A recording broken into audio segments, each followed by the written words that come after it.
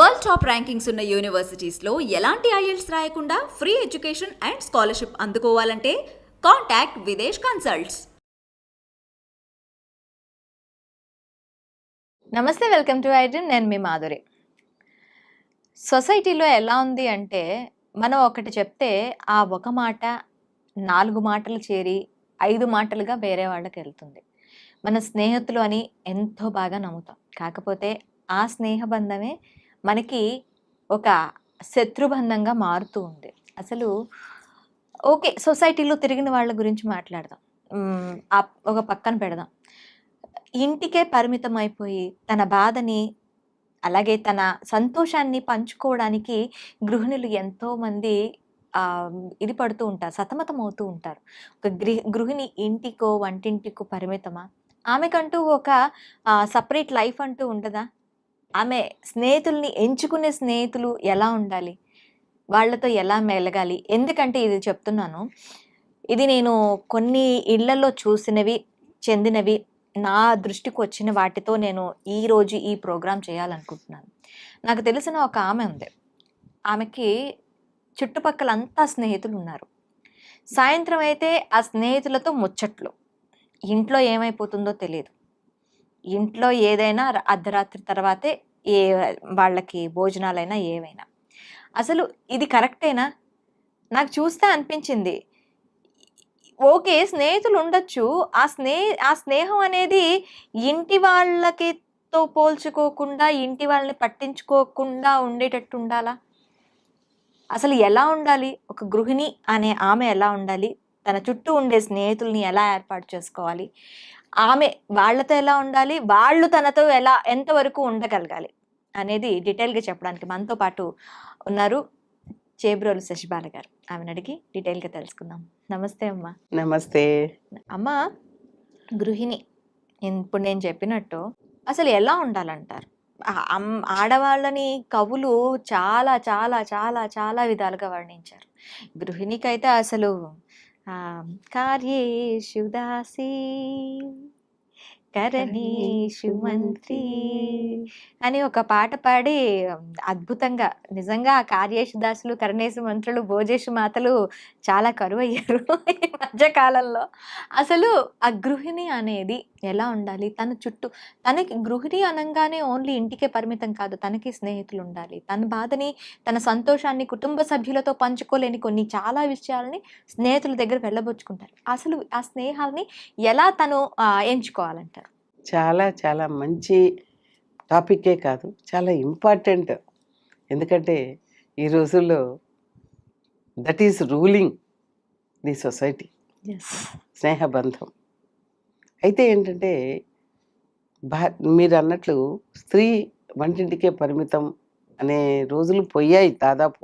అవును, స్త్రీ ఎన్నో కార్యక్రమాల్లో ముందుకు వస్తుంది. అది పోయిన దగ్గర నుంచే ఎక్కువగా గొడవలు ఎక్కువ అవుతున్నాయి. స్వతంత్రం ఇవ్వాలి, స్త్రీకి స్వతంత్రం ఇవ్వాలి. కానీ కూడా ఏది కూడా అతి సర్వత్ర వజీయత్ అన్నట్లుగా వీళ్ళు ఏంటంటే ఇచ్చేదాన్ని అతిగా తీసేసుకుంటున్నారు. ఒక పూట ఓపిక లేకపోతే తెచ్చుకుందాంలే అంటే, రోజు ఓపిక లేదు, రోజు తెచ్చేయమని చెప్పే కాలం ఇది. అంతేకాదు, స్నేహితులు అనేవాళ్ళు నిజంగానే ఒక మనిషి జీవితంలో, వెదర్ జెంట్ ఆర్ లేడీ, ఎవరి జీవితంలో కూడా చాలా కీ రోల్ పోషిస్తున్నారు. ఒక మనిషి చెడిపోవటానికి, బాగుపడటానికి స్నేహం చాలా కీ రోల్ స్నేహాన్ని. ఎందుకంటే తోబుట్టువులు కానీ, కట్టుకున్న వాళ్ళు కానీ, కన్న పిల్లలతో కానీ షేర్ చేసుకొని ఎన్నో విషయాలు ఆ స్నేహానికి మనం వాల్యూ ఇచ్చి చెప్పుకుంటాం.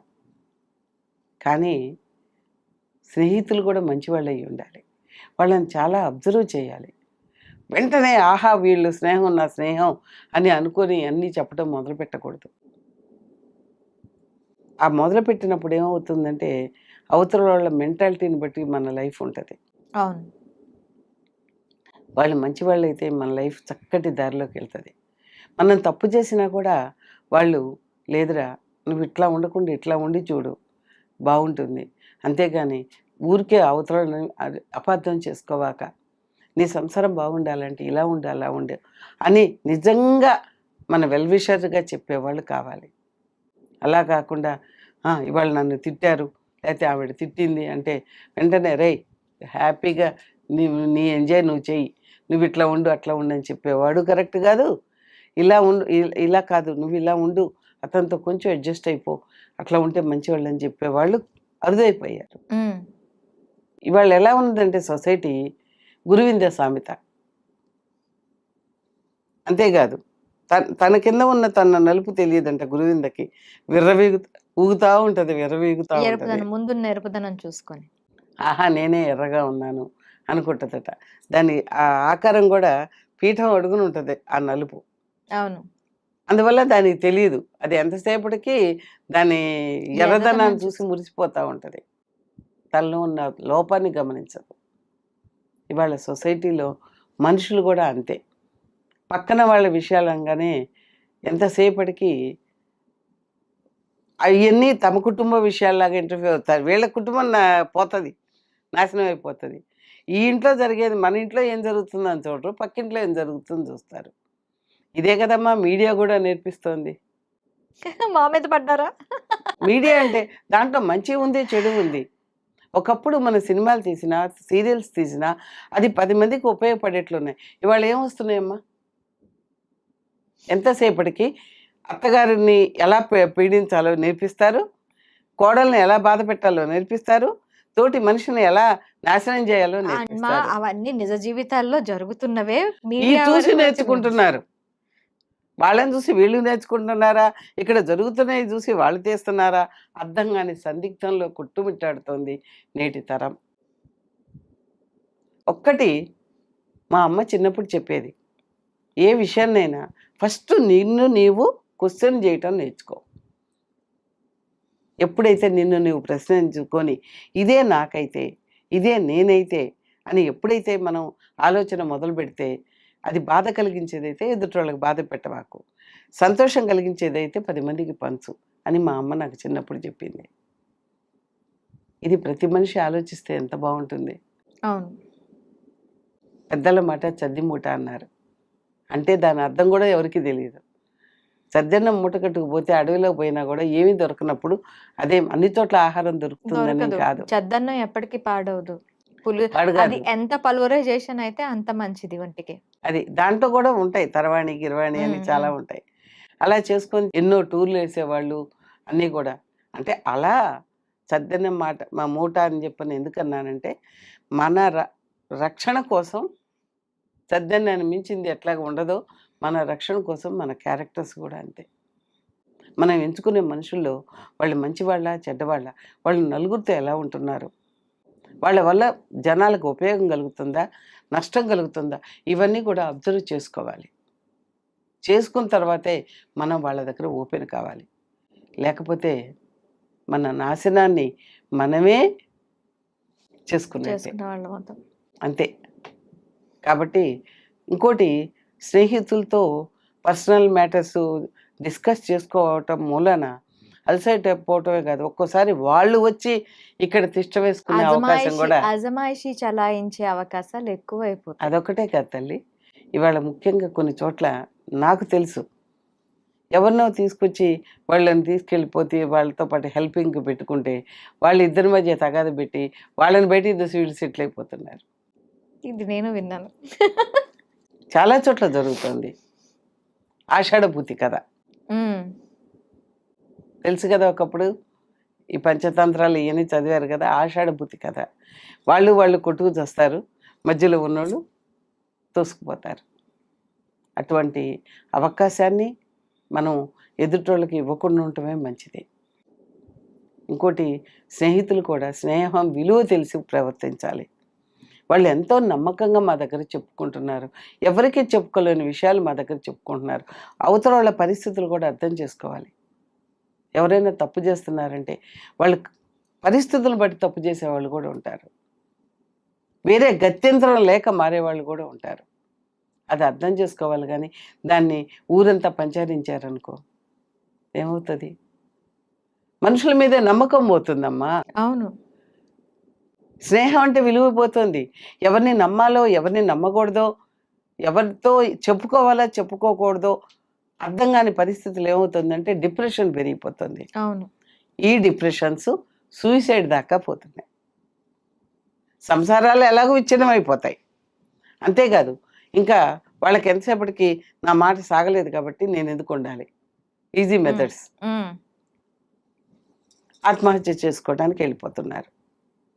వీళ్ళేంటి చచ్చారని వీళ్ళేమైనా బాధపడతారా? ఇక మర్నాడే ఇంకో party హ్యాపీగా చేసుకుంటారు. ఇంకో ఫ్రెండ్ని ఎత్తుక్కుంటారు.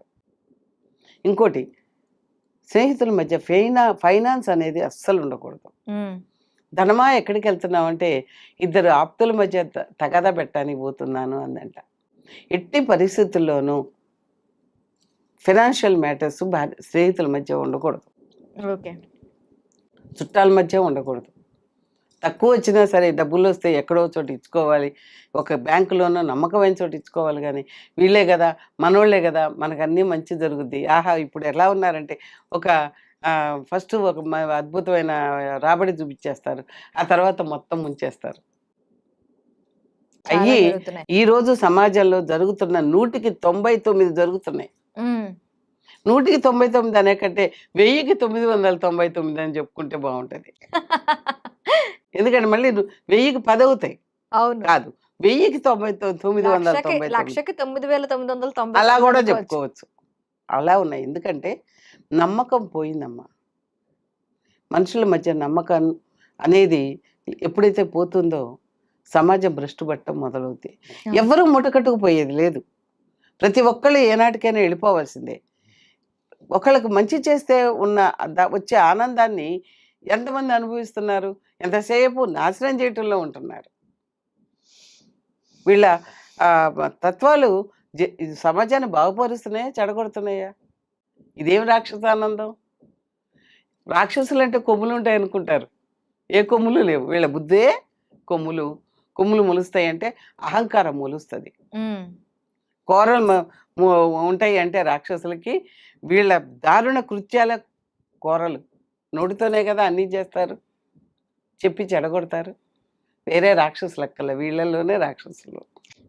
మనకి ఎక్కడో లేదు, మన కర్మఫలాలన్నీ ఇక్కడే ఉన్నాయి. అది కర్మఫలాలు ఇక్కడే ఉన్నాయి. మన చుట్టూతా ఉండేవాళ్ళు ఇప్పుడు నీకు మంచి వాళ్ళు నాకు రాక్షసులు కావచ్చు, నాకు రాక్షసులు నీకు మంచి వాళ్ళు కావచ్చు. మన పాపాలు పుణ్యాలు పిల్లలు పంచుకుంటారు అంటారు. ఇవన్నీ పుక్కిటి పురాణాలు అంటారు. కానీ పంచుకోరా?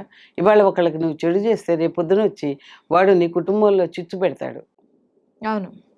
లేకపోతే నీ కుటుంబంలో ఎవరో ఒకళ్ళని బలి తీసుకుంటాడు, పగతో ప్రతీకారంతో. అది మరి ఫలితం కాదా? ఉమ్. కాబట్టి ఎవరు చూశారులే, భగవంతుడు ఎక్కడో లేడు, విశ్వపురుషుడు మనలోనే ఉన్నాడు.